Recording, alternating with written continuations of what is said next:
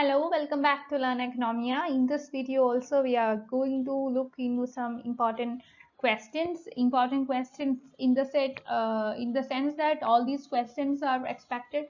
Even though you can't say that all these questions would be asked as such for the exam. I am very sure, or this is some kind of assurance that I can give you that the areas that we will be covering in the expect question sessions are very important. Definitely there would be questions from these areas. Okay, with that we are starting. Here you're given two statements.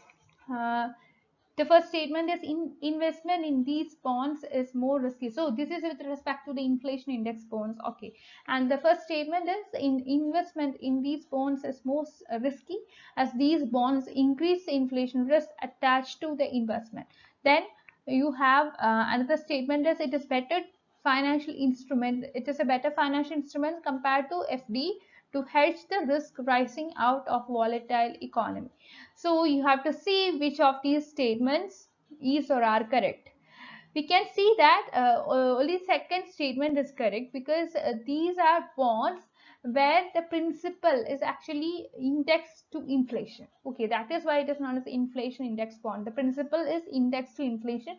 So these are designed to cut the inflation risk of an investment. These bonds would decrease the inflation risk attached to investment, but these bonds are better hedged than FD in volatile economy. Okay, FD means your fixed assets, fixed deposit. Okay, now we move on to the second question. A firm will be of optimum size when marginal cost is at a minimum, average cost is at a minimum, marginal cost is equal to marginal revenue.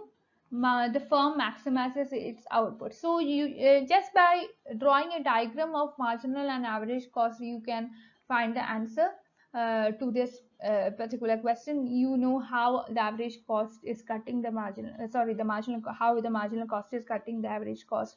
So all these kinds of thing you know. So with that, if you are able to if you are able to match these options with that figure, then you will be able to find the correct answer, and the correct answer is option B, that is average cost is at its minimum. Next, which of the following is India's first credit information company? CRISIL Limited, CRIF High Mark CIC Limited, Experience CIC of India Limited, and TransUnion CIBIL Civil Limited. So these are the options, and the right answer is TransUnion Civil Limited, which was founded in August 2000. So this is the first information company with respect to India, and CIBIL collects and maintains records of all individuals' payments pertaining to loans, pertaining to credit cards, etc. So this the right answer is option D. Next. Consider the following statements. Again, you are given certain statements with respect to hedge funds. So you have to read the statements and find which of these statements is or are correct. Hedge funds are open to all types of investors. Next,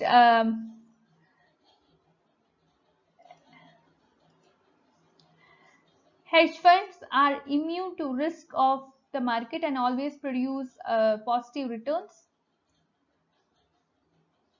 Next, you have hedge funds. Next question is, next statement is investment in hedge funds are illiquid as they often require investors to keep their money in fund for at least 1 year. I hope you are familiar with the word liquid and illiquid. Liquid is something you can easily convert into money, and illiquid is something which is very much difficult to get converted into money. So these are the things, and the right answer is actually option D, that is only sentence 3 is correct. 3 is the only sentence which is correct here. That means that the investment in hedge funds are illiquid as they often require investors to keep their money in the fund for at least 1 year. Within that 1 year, you cannot these as in these. You cannot convert hedge fund into money. Okay, that's it. That is why it is known as illiquid. So hedge funds actually involves investment in a diverse range of markets and use a wide variety of instruments, styles, financial instruments, all these kinds of things. And it is open to a certain types of investors in a country which is specified by a regulator, and it cannot be offered or sold to general public. If you look from legal perspective, you can see that hedge funds are more often set up as private investment partnerships that are open to limited number of investors, and this requires a very large initial minimum investment, and that too we can see that you cannot convert this into money, and you have to wait till 1 year. Only after 1 year you can convert this into money. So that's why it is illiquid. Next question. Which of the following can be associated with Gini coefficient? National income inequality, Lorentz curve, education system. So I hope all must be knowing the right answer for this question. The right answer is option C, only 1 and 2. Education system is something which we do not look with respect to Gini coefficient. Whereas in the case of Lorentz curve, which is a graphical representation, also national income inequality. Gini coefficient is something which we deal with, which we use to deal with national income inequality. So it is actually a measure of statistical dispersion, which is intended to represent the income distribution in a country. And this is commonly used as a measure of inequality of individual income or wealth as well. So that's it with respect to Gini coefficient. The right answer is option C, 1 and 2. Next, which of the following statement is true? Which of the following statement is false? Here you have to be very clear. It is asked as false. It is not true. Okay, chances can be very high that you read it. You read it as true, but it is actually given as false. So be very careful with respect to the questions of these kinds. Okay, with that we move on to the sentences here. Wage boards are tripartite in nature, with representatives from workers, employers, and independent members. Then, except for wage board for journalists and journalists, all the other wage boards are statutory in nature. I don't know what happened. Anyway, I'm sure that there is some kind of mistake in the sentence. I don't know what how it reads. So I don't know. Anyway, there is a mistake in the sentence. So just see the third sentence. Second, National Commission on Labor has recommended against the utility of wage boards. So it is actually, I think it is except for the board of, in the second sentence, it is except for the board of journalists and non-journalists. That's it. So here actually the right answer is option B, that is only sentence 2 is correct. Besides for the wage boards for journalists and non-journalists, it is journalists only. Journalists, newspaper and news agency employers being statutory wage board, all other wage boards are non-statutory in application. That is why recommendation made by these boards are out of enforceable by law. That's it.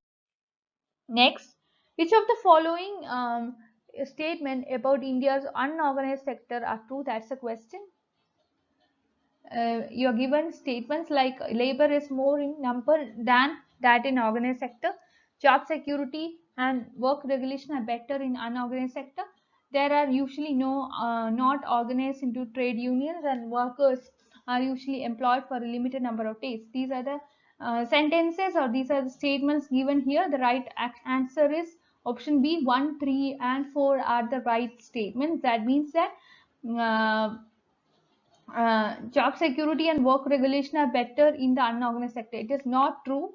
It is only in the organized sector it is better, but whereas in the case of unorganized sector, in many cases you can see that job security is not there, and also work regulation is still a matter of problem in unorganized sector. Whereas the unorganized sector is a sector where you have more share of the company is owned by the private individual, and unorganized sector have excessive seasonality of employment, poor working condition, no fixed job, no wage regulation, no security, no people are employed for a limited period, and work is also poor with respect to working environment. Next, As per the Reserve Bank of India guidelines, which one of the following is a minimum tenure of masala bonds that an Indian company can issue? So here the right answer is option C, that is 3 years. Other options are 5 years, 4 years and 2 years. The right answer is option 3, C, 3 years. So this is a minimum period of maturity for masala bonds. So this is up to 3 years, and for above US dollar 50 billion you will be having 5 years. So this is a minimum, what to say, minimum tenure with respect to those above US dollar 50 million, but those equivalent to US dollar 50 million you have 3 years as the tenure. Next, the financial instrument through which Indian companies can raise money from overseas market is known as overseas market in rupee. That is very important. Here the word rupee is very important. Okay, RBA bonds, gold bonds, masala bonds, overseas bonds. The right answer is masala bonds, option C, which is issued by the government of India but denominated in Indian rupee rather than the local currency. So the first bond was issued by the World Bank, which was backed by the International Finance Corporation in November 2014. As a result of the same, it could raise 1,000 crore bond to fund infrastructure projects in India. Next, the major aim of devaluation is to dash encourage exports, encourage imports, encourage both exports and imports, discourage both exports and imports. Anyway, the option C and D will not happen, because what, why, exports and imports, these are something which move in the opposite direction. So we won't be looking at both of things simultaneously, especially when India is a developing country. So devaluation is something which deals with something in order to, something taken in order to encourage our exports.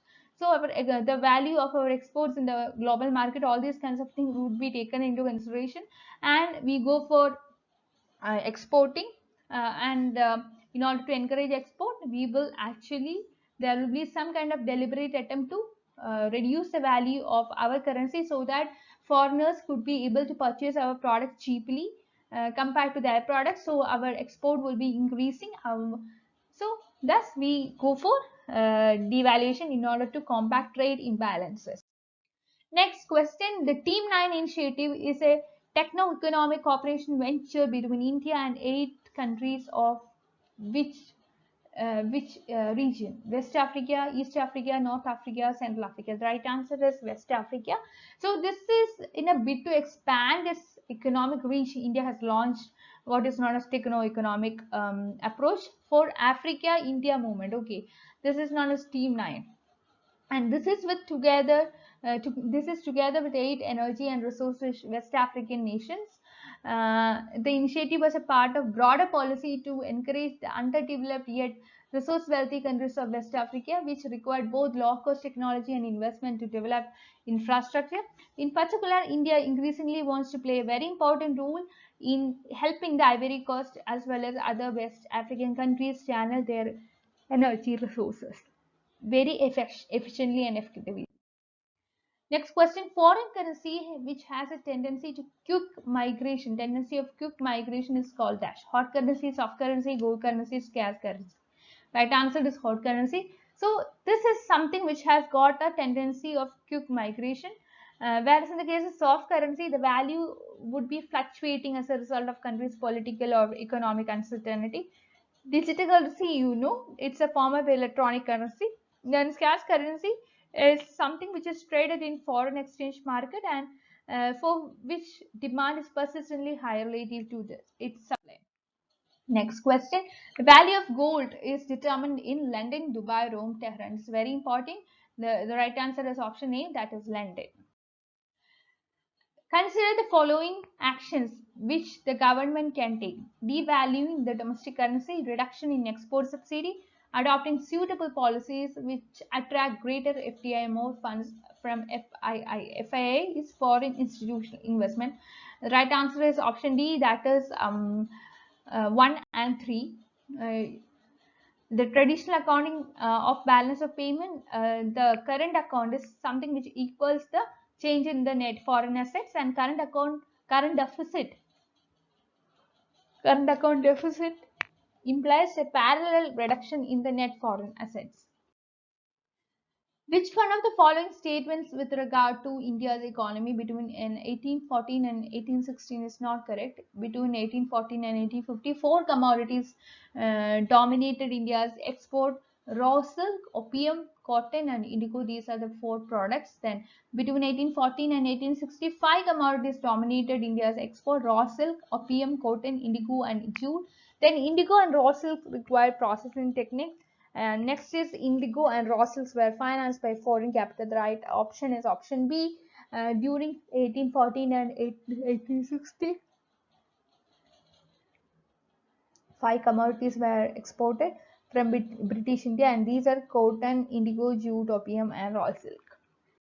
So that's all for today. Thank you for watching. Please like, share, and subscribe to the channel for more videos. And you can be a part of my Telegram group and channel by using the links that I'll be providing in the description box. So please use the links. That's all. Thank you.